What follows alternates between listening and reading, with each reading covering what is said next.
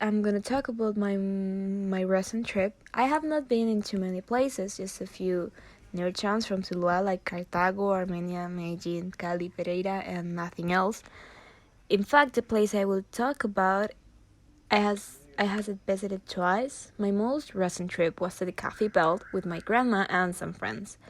We've stayed there for 3 days and 2 nights. We've passed the first day in the coffee park. We tried all of the games, or almost all of them. When night came out, we've arrived to a small village called Salento.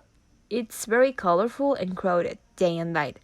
On the second day, we have gone to Kakura Valley. Unfortunately, it rains a lot, but that did not stop the fun. Even though me and my friends almost fell down the mountain, we found the hammer there in the mountains.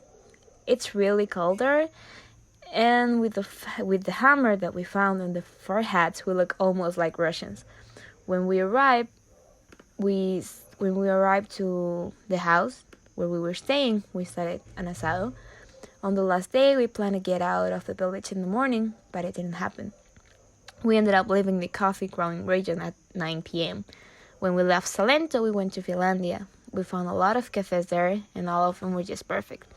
Now I'm gonna talk about the country that I would really like to visit. I would really like to visit Korea. That's why I'm learning Korean. The Asian culture, more specific the Korean culture, it's really interesting for me, and knowing the relationship between Colombia and South Korea makes it more exciting for me. Their music, their food, their people, the respect that they have to older people, but not everything is perfect there. There are also bad things, like in every country, and we have to understand that Asian culture and Asian countries are very strict. For example, there's a lot of beauty stereotypes, and you can weigh more than 50 kilograms, because if you do, you're called fat.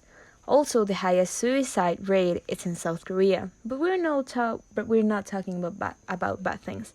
One remarkable thing is that 5% of the population is poor.